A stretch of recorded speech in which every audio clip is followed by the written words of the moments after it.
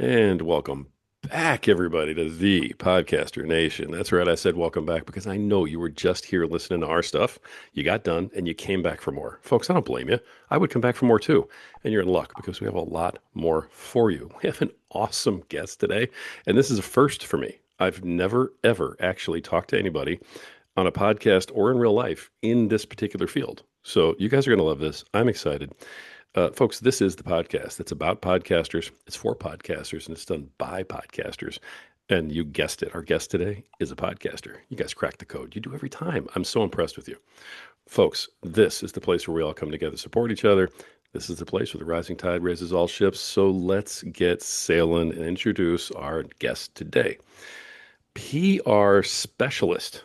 Never ever talked to a PR person before. This is going to be awesome. PR specialist, author of the book How to Get PR: The Essential Guide for Small Businesses, Startups, and Solopreneurs. It's on Amazon. I checked it out. It's really cool. And host of What is Public Relations, the podcast. Folks, please welcome Laura Perkes. Laura, how you doing today? I'm really well. Thank you so much. We're just listening to that. There's so much PR, and I'm like, no, I'm standing on business. This has been. I don't even want to call it a career. It's what I've been doing. So I studied at a university from 18. I'm now 42. I've been in the PR industry for over half of my life. I live, I breathe it. And for me, my message is to really pinpoint the brilliant parts of PR that so many entrepreneurs, podcasters, coaches, consultants are missing out on. So for me, I'm literally living and breathing what I'm teaching. I love that. I mean, I was about to say, hey, tell us about you, but I mean, I love that you just jumped right in there. That's fantastic. Can you, maybe you can just start with a real quick of what is PR? It's a very good question. And although I've been in the industry for over 20 years, I probably can't articulate it in a really short sentence. Hence why I have the podcast, why I have the book. It is long form content in its finest. But essentially, for me, public relations is you sharing your message on the platforms that give you access to a wider audience. So, when I started 20 years ago, there was literally TV, radio, print. Nowadays, we have podcasts, we have YouTube, we have streaming platforms, we have social media. There are so many ways that we can communicate with an audience that public relations to some people can feel really old and archaic. But no, public relations has evolved. So actually, every conversation you have on this podcast is PR, not just for you, but for every single one of your guests as well. It's a platform that allows other people to share their story, their message, connect with people they wouldn't ordinarily meet or bump into in the street. Okay, got it. I love that definition. I really do. The whole time you're telling me this though, I'm sitting here going, how in the world does somebody get into PR? And what makes somebody go, you know what I really want to do? I want to teach people how to share their messages. I mean, that's not something that you like think about, like I want to be a cowboy. I want to be an astronaut. I never in my life thought I wanted to be a podcaster even, but PR, I mean, I never would have even thought that. So how did you get into this line of work? What led to all that? It's an interesting story. Well, it might not be an interesting story. I'll let the listeners decide. But Well, when I let's was hope it is. You're going to be all right. well, let's hope so. Yeah, otherwise, this won't last very long. This conversation. So I remember when I was at school, like I just loved connecting with people. I love building relationships. I love hearing stories. I love hearing people's experiences from all different walks of life. I think we can always learn from someone. But when it came to choosing what I was going to study at university, I actually wanted to go into radio journalism. I wanted to be a radio DJ because, you sit at decks and you play music and you have really cool conversations with guests. And I went to an open day at university and I realized that being a radio DJ wasn't just having fun and having conversations. There was so much tech involved. And I remember being shown like the recording studio. And I just had this picture in my head of it being like floor to ceiling, knobs and buttons and equalizers, and I just freaked out and I thought I can't be responsible for all of this tech whilst also, having fun and having conversations. And I just remember the lecturer who was kind of talking to us was saying that to make it in the media, it's not what you know, it's who you know.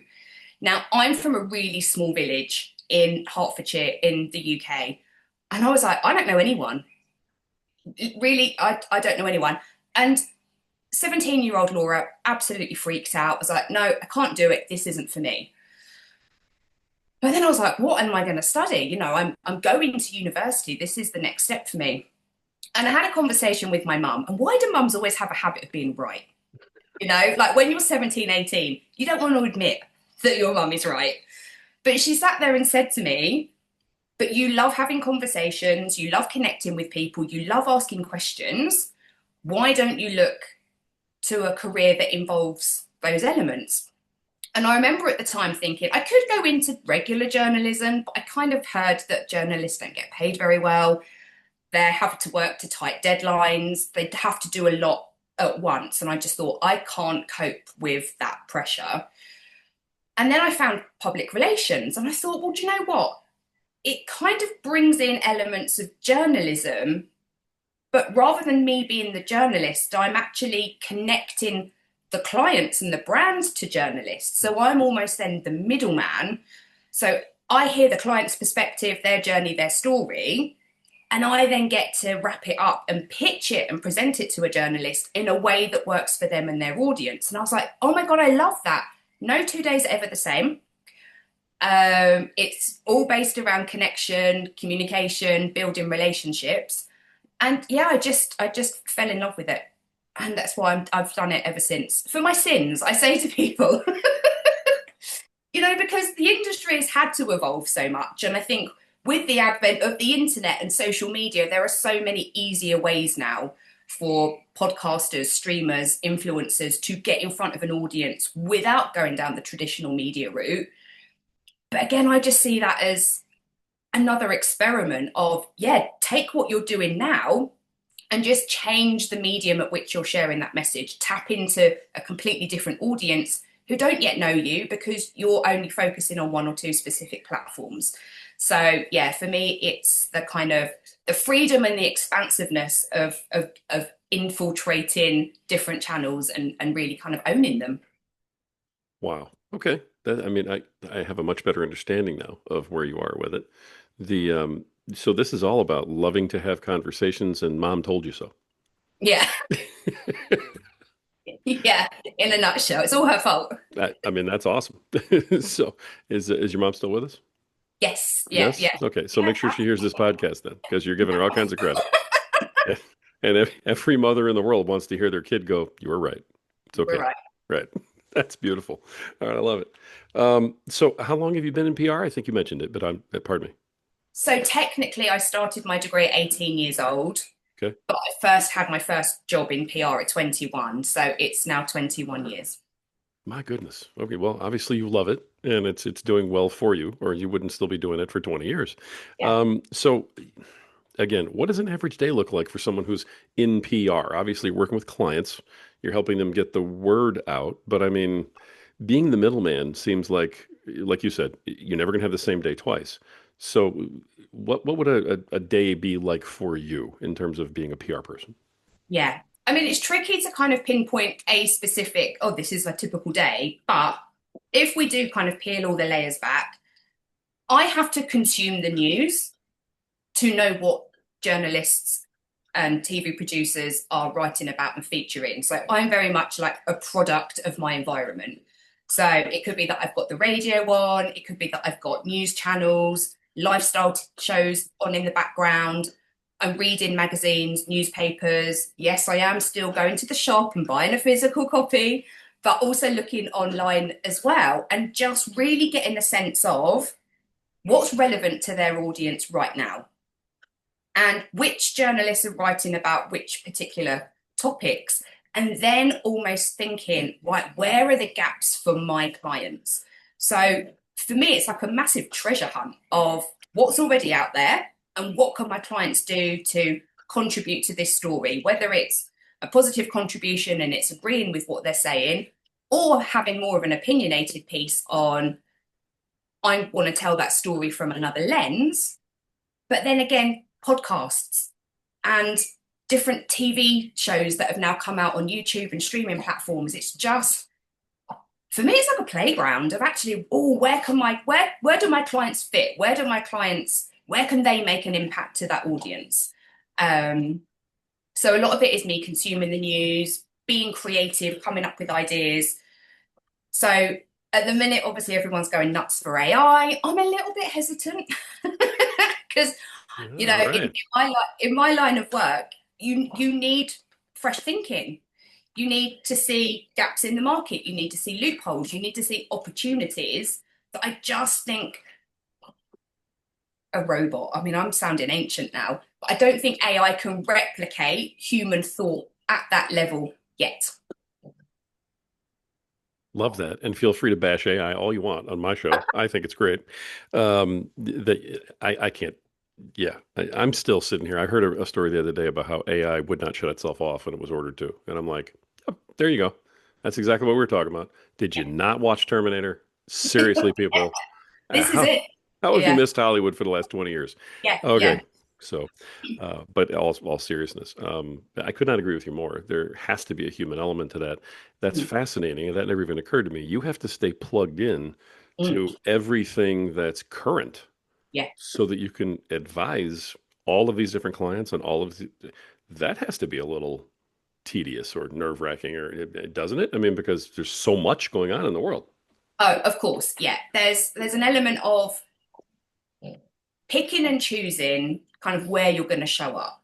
So, for example, um, like in the UK, there are certain news programs where the presenters might invite you on to give your opinion, but then the presenters will argue against you. So it can feel a little bit like you're on the back foot.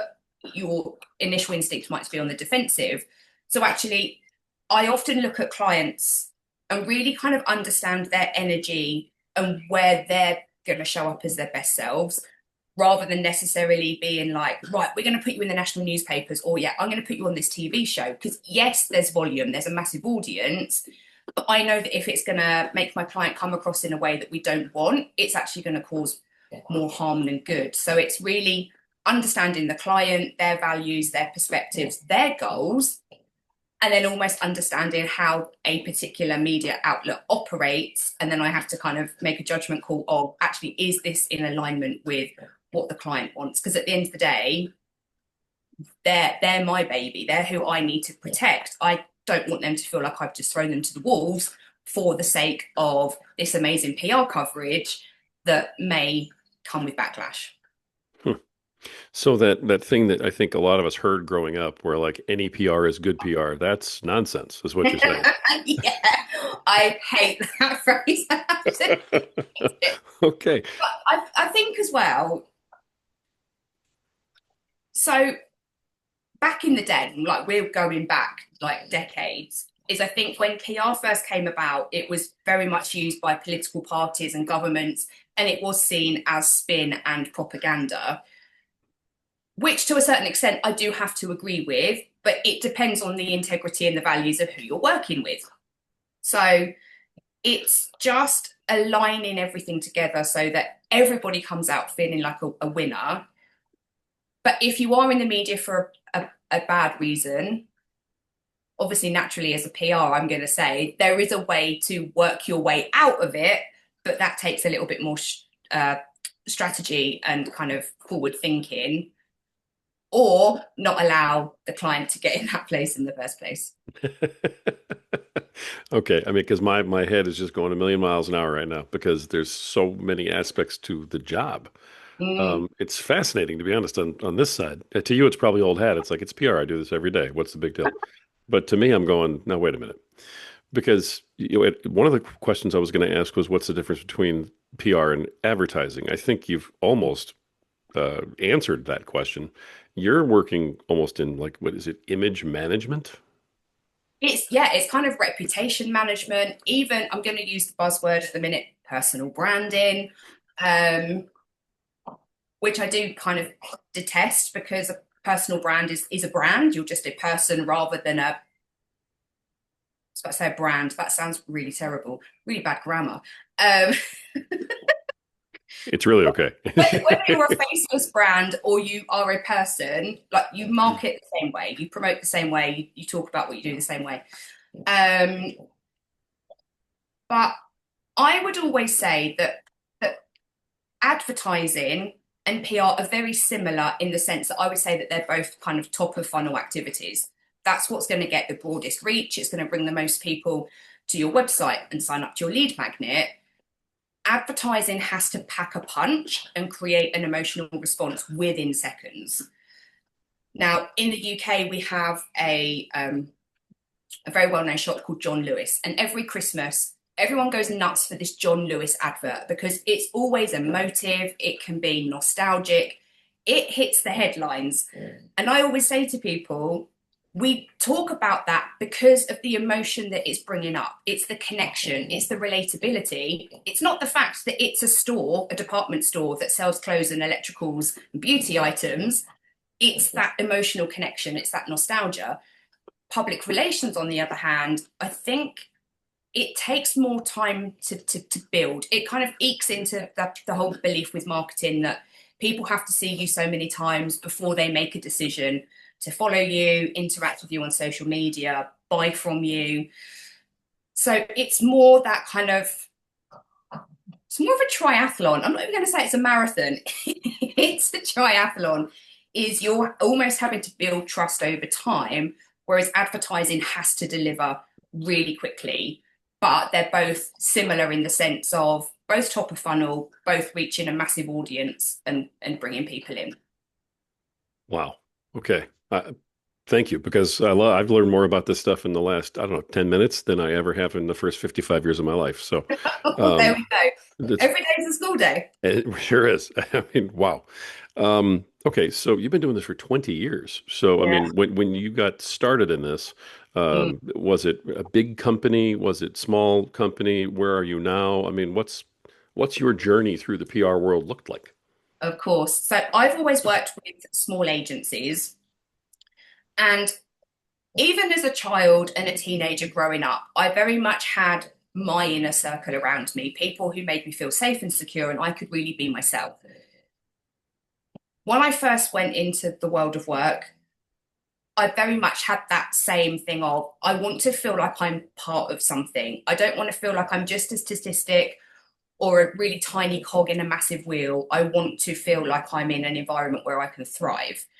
So I've always worked for small agencies. They've always had like a boutiquey feel. So the first agency I ever worked at, we had a really like eclectic mix of clients. So I was lucky in the sense that I was shown different industries. So it could have been like automotive, retail, hospitality, fast moving consumer goods. It was vast. The next agency I went to was actually a specialist in health, fitness, and wellness. So my contacts then became health, fitness, and wellness. And then when I decided to set up on my own, I then started attracting more female business owners, coaches, consultants. And for me, I'm very much like, I'm always rooting for the little guy. You know, I'm like, yes, you're one person and you've got this amazing mission. Let's collaborate and work together to bring your voice out to the masses. Because just because you're not a massive global brand doesn't mean that you're not making an impact to the people you're working with. So I'm kind of like one of these champions waving my flag, like getting behind, the other kind of solopreneurs and small business owners and almost being like, look, plug into this big brand energy, but do it in your way because what you're doing makes an impact. And when you make an impact, you influence people. When you influence people, you start making money, your business grows. So it's very much, I guess it's kind of PR for good, but almost kind of sticking a middle finger up at the big man at the same time because it's like, no, we're going to do it your way. We're going to do it in a way that makes you feel good because PR is something you have to do consistently. You can't just kind of pick it up and put it down again. It is like marketing. You have to kind of keep going, but it's about showing up in the places that matter at the right time. Interesting. Okay, so it's always been small boutiques. And Hmm. are you on your own now? Is this your own shop Yes. that you're in? Yeah, absolutely. So I've been doing it on my own now for 12 years. Wow. And Congratulations, because that's thank you. awesome. I love hearing stuff like that.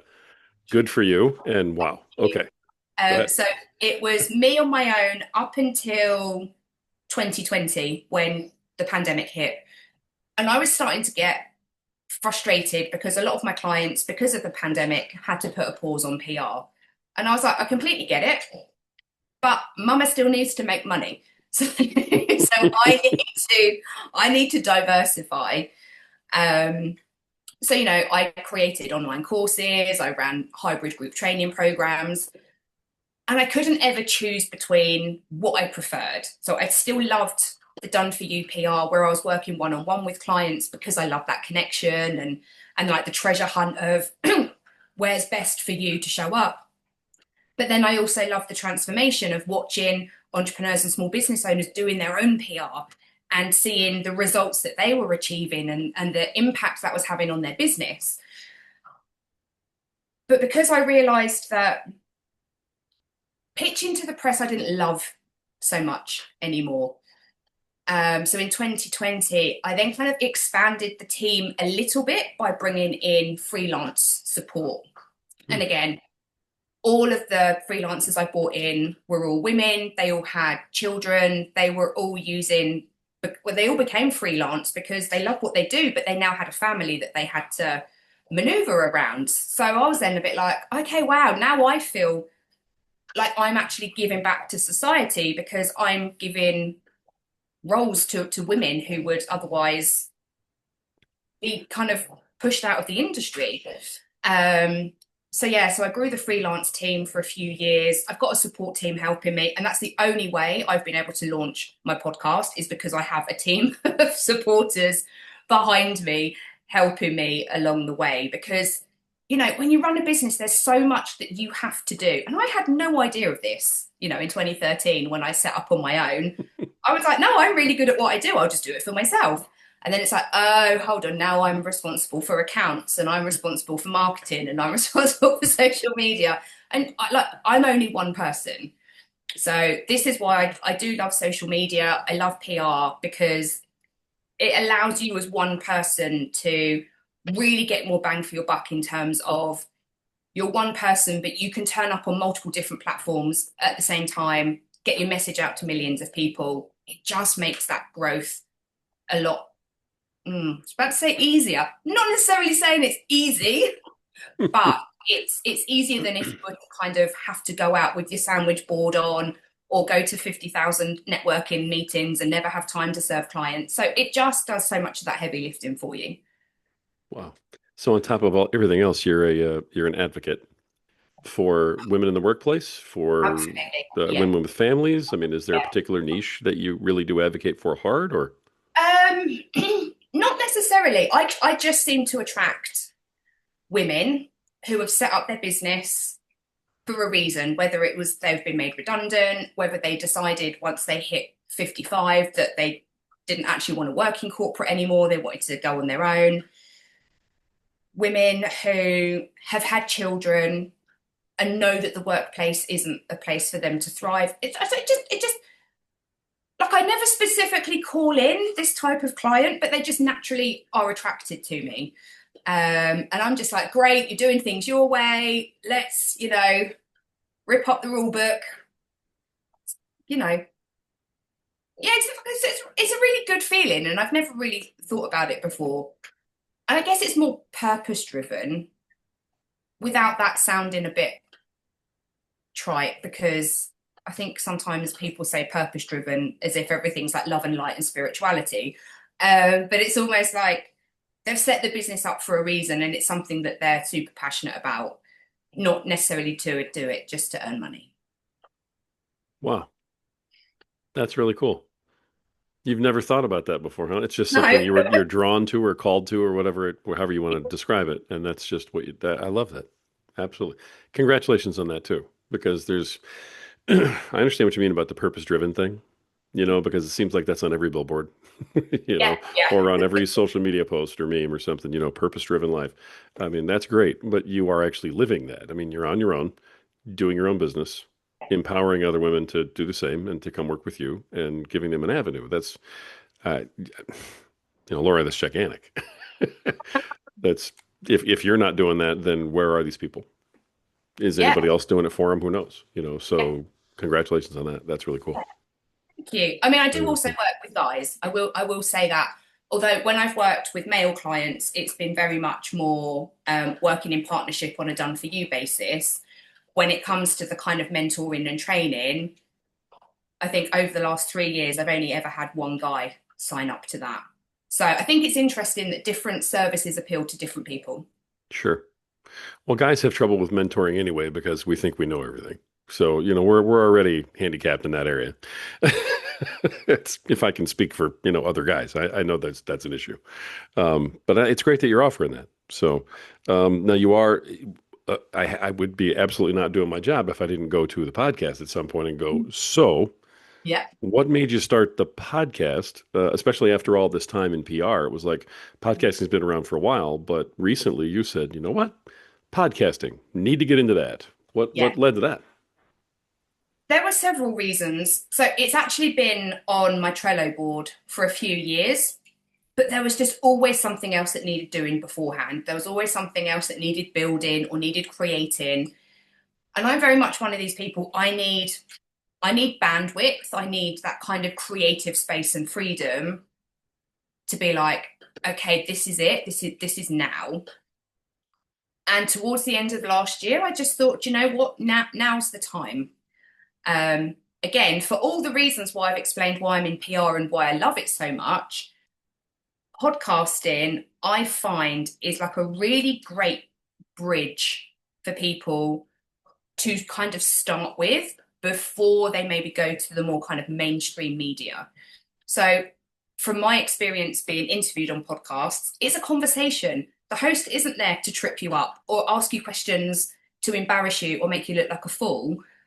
It's genuinely a conversation. And who doesn't show up as their best selves in a conversation? And I know as well as a podcast listener, and again, I've said it 100 times, I'll say it 100 times more. I just love being invited into a conversation that I wouldn't ordinarily have any business being a part of. Because you hear people's passion and you hear what they love or what they hate, and they share in their expertise and their story. And for me, podcasts are the perfect platform for that to unravel. If you're on TV, you're on TV for maybe 2 minutes maximum. You can't get across everything you want to get across in that time frame. Again, the same with radio. Yes, there are guests, but most of them are booked because they have something to promote. And also it's playing music. So for me, podcast is literally like having a coffee in your living room with somebody else who just wants to know about you. Because as a host, you know what your audience wants to listen to. So for me, it was almost like I can't tell my clients, let's focus on podcasts first and then not have a podcast. But also, everything needed to just kind of pull together. And over the years, I've heard lots of things about what public relations is or isn't. And I would sometimes get a bit wound up and I'd rant to the team and they'd be like, this needs to go out on a podcast. And it's like, mm-hmm. But it's owning your own truth and your own words and knowing actually if you're standing in your power and conviction, then it's irrelevant if people disagree with you. People are allowed to disagree with you. And I must admit, every time I went to get my hair done, my hairdresser would always be like, you should have a podcast. I can just hear you in my head when I read your Facebook posts. And I was like, yeah, it's coming, it's coming. Um, and for me, again, I'm only one person. So I can't influence the millions of people that I want to influence and impact. The only way I can do that is by plugging myself into the platforms that allow me to do that. And again, yes, you can see me quoted in the press. Yes, you can hear me on other podcasts, but actually, this is my outlet for me to share my understanding of what public relations is. but to come at it from a place of there's absolutely no judgment. So if there are guests coming on and I'm saying to them, what is public relations to you? Because there is no right or wrong answer. It's just an opportunity to kind of dig a little bit deeper into, and there are so many topics. So I've just finished season one, which was a solo series, because I thought I need to give the audience time to kind of get to know me, understand where I'm coming from. Series two, I brought in guests, but we're talking about self-development because yes, public relations is what I'm talking about, but for so many people, there are too many hurdles to overcome with owning their voice and being more visible and all these other reasons that hold people back. So for me, it's almost bring in other people's stories, put them on the platform. For all I know, I've got 3 listeners right now, so it's not as if it's not as if my guests have got this like massive opportunity to share. But podcasts they stay there. It's a little bit like digital content. It's always there, so it makes you more easily searchable in Google. It increases your SEO ranking. You can post it across multiple platforms on social media. So for me as well, it was also, and it has been doing the heavy lifting for all of my social media posts. All of my social media posts in the last 6 weeks have been from the podcast. So for me, it's almost what can I do once that can then just keep working and working and working for me so that I'm not constantly thinking, right, now I'm doing the podcast, right, now I'm serving clients, right, now I've got to promote what I'm doing. It's just all feeding into that machine. Great answer. I mean, boom. It's amazing to me. First of all, of course, you're in PR because you get all of this stuff. It's Yeah. amazing to me how many people don't understand how much content can come from a podcast. God, Uh, yeah. yeah, and how many different uses your podcast can have. Mm, So, I mean, and with yours, I mean, just as you were sitting here, I mean, it gives you more credibility, because you're telling people to be on podcasts. Maybe you should have one, right? And, yeah. and then it's a marketing arm for your business. It's an outlet for you to, talk about all the things that are going on in PR and educate. I Mm, mean, the list goes on and on and on, but even in 5 minutes, you come up with 4 or 5 things that this is the podcast and what it does for you. yeah. So yeah, obviously you're in PR, you get all this stuff. I wish everybody understood a little bit more about it, but hey, that's why you're here. Of So, course, yeah. right. This is part of the message, and I think for a lot of coaches and consultants and small business owners, where it does feel like it's hard to cut through the noise.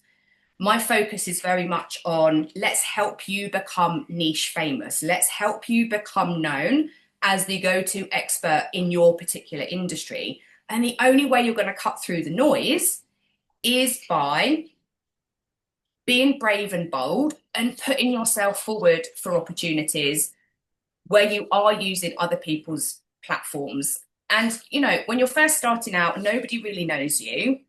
Yes, that might be, it could be your local newspaper or your local radio station. It could be a couple of podcasts that people, okay, the wide world may not have heard of, but that podcast has got a loyal audience. And even if it's 3,000, that's 3,000 people that you're having an impact on that you wouldn't have met in the street or at a networking meeting. The fact that you're in the US and I'm in the UK and we're having this conversation here right now, Yeah. and this is going to be broadcast out to whoever. It's going to land with the people it needs to land with. So, I have conversations with so many different people where they say, oh, my so and so competitor was featured in the press today. And it really annoys me because I know they don't deliver the results I do. And I'm like, you don't have to be the best, you have to be the best known. And to be the best known, you have to keep showing up where those clients are hanging out. If they're at big events, go to those big events. If they're going to intimate private dinners, go there. Like just keep showing up.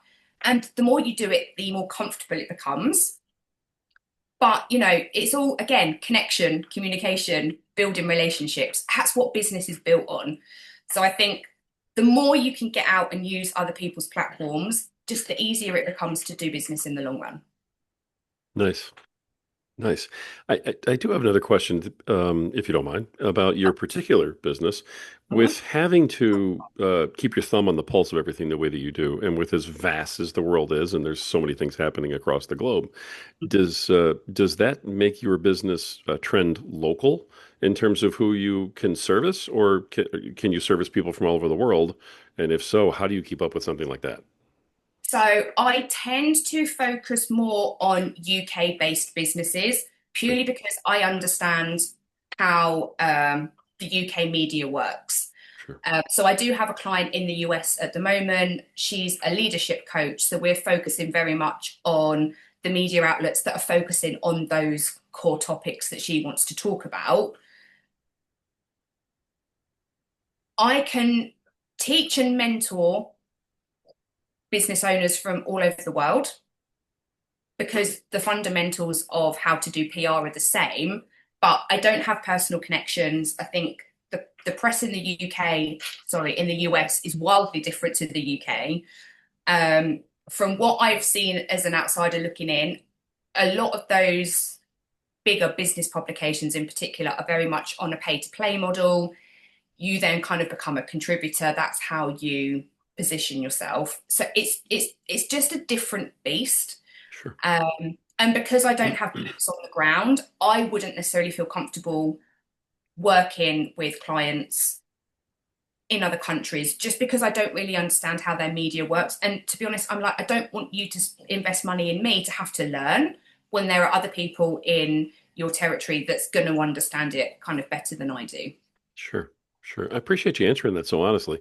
And that again, I think that's just an even better advertisement for you. I mean, you know where your strength is. You Mm. focus really hard on that, and that's fantastic. I love that. Yeah. So Thank again, you. congrats. Jeez. Um, all right. Every time I turn around, I'm like more impressed by this person I'm sitting here talking to. This is really cool. Yeah. All right. It's time for me to ask my corny question. Okay. Okay. So get ready. All right. Here we go. When it comes to your podcasting, and like I said before, even if you would rather answer it about your business, what is it about what you do that you love the most? And what is it about what you do that, man, you just really dislike the most and would love to throw it out the window and never have to look at it again? I mean, this answer won't surprise you because I feel like I've said it 50 million times already. But the podcast was an opportunity for me to show up as my best self. So obviously we've kind of seen the tip of the iceberg, maybe with the TikTok generation.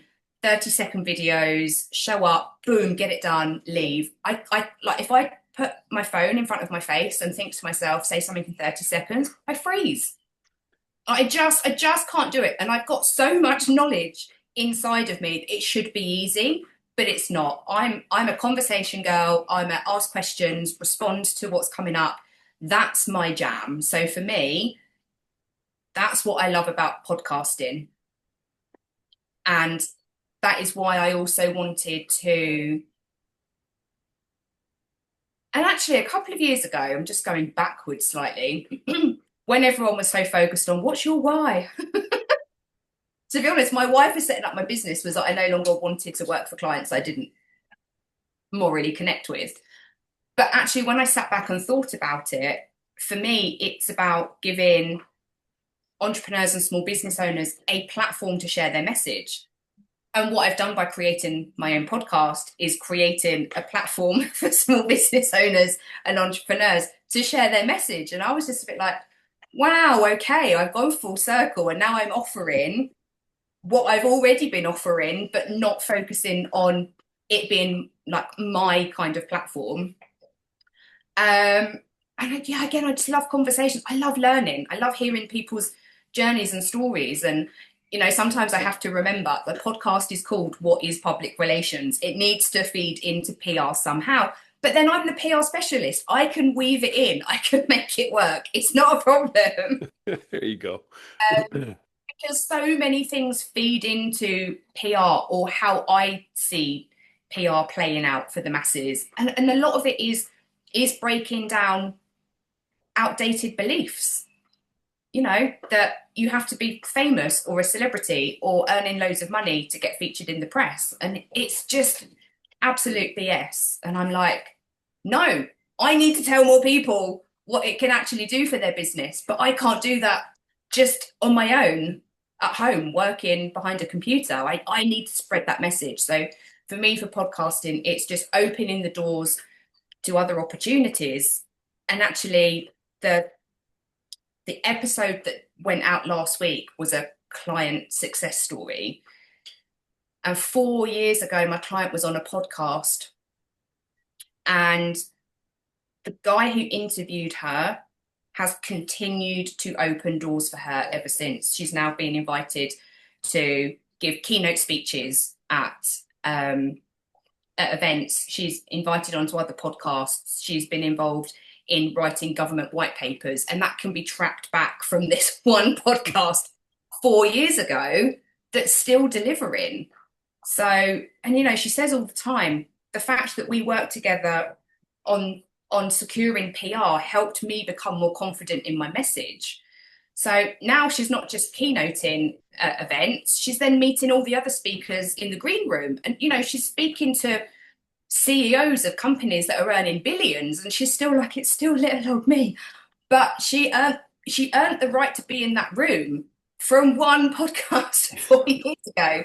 So, you never know where someone's listening, what they're going through when they're listening, how it's going to resonate. It's just that kind of silent ripple effect that is always really difficult for people to understand, because I get asked a lot, what's the ROI of PR? And it's like, oh God, where do we start with this one? But it's that silent ripple effect, that it's reaching who it needs to reach at a time that works for them, where they're in a position to be like, wow, I need you in my life. I love that. That's a great answer on what you love. It's absolutely fantastic. I also love the fact that you and I are both like really sick and tired of the exact same phrases. Every time you're like, okay, so it's this. One of them for me is, what's the ROI of everything? And I'm like, not everything has an ROI. No, You know? not a monetary one anyway. It's Right. I'm actually hosting a PR and private dining event in a couple of weeks. And somebody messaged me on the weekend to say, oh, business is doing really well at the minute, and what's the ROI? And I just thought, I go to events to learn and to meet people. Like, am I doing business wrong? Am I meant to go with a monetary? Because it's from those conversations and those relationships where other doors open, and the money might come in 5 years. But if you're not in the room, you're not going to know what's happened. And I just kind of thought, do you know what? That person isn't probably a match with me and how I work, because it's the ripple effect, and you can't quantify the ripple effect. It's a feeling. It's not money in the bank. Yeah. It can be. This is one thing that I'm actually starting to step into is, yes, it's great to be featured in the press, but then you need to leverage it, and then you actually need to make more money from it. So this is almost like a new era for me to really kind of pull back the curtain on what I've worked with for my Done For You clients for the last, however many years, and now be like, no, I'm going to teach you how we are going to use your PR to leverage it and to open new doors. Because I think so many people, and I've been guilty of this, it's like being featured in the press is the end, and it's like, no, it's actually just the beginning. We want to create that snowball effect, and we want it to just keep working and working, so that when one snowball's got to the end of the hill, another one's following it, and another one's following it. And it's being on podcasts, it's being on the local news station, it's all the different things that we can do to build that momentum that's then going to lead to more money down the road. Nice. Nice. Now, I don't think you answered the rest of the question though about, what is it that you don't like? So I don't like, and I say I don't like it, I haven't done it because I knew I wasn't going to like it. So I don't edit any of my podcasts. I don't pull together any of the show notes. I literally show up, have fun talking into a microphone, and then I hand it over to my podcast producer and social media team, which again all sounds very fancy, but again, they're all freelancers. So I'm not spending thousands. And yes, it's me sat at my desk interviewing people, sorry, having conversations with people on Zoom.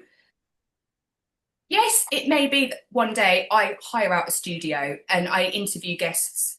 Sorry, I keep saying interview, and they're really conversations, promise. But we do it in person, and there's multiple cameras on multiple different angles. But you know what? To begin with, I was like, I'm just going to bootstrap it because I might get bored in 6 months, or I might get bored in a year. I might run out of people to speak to. Um, so at the minute, it feels a little bit like a passion project.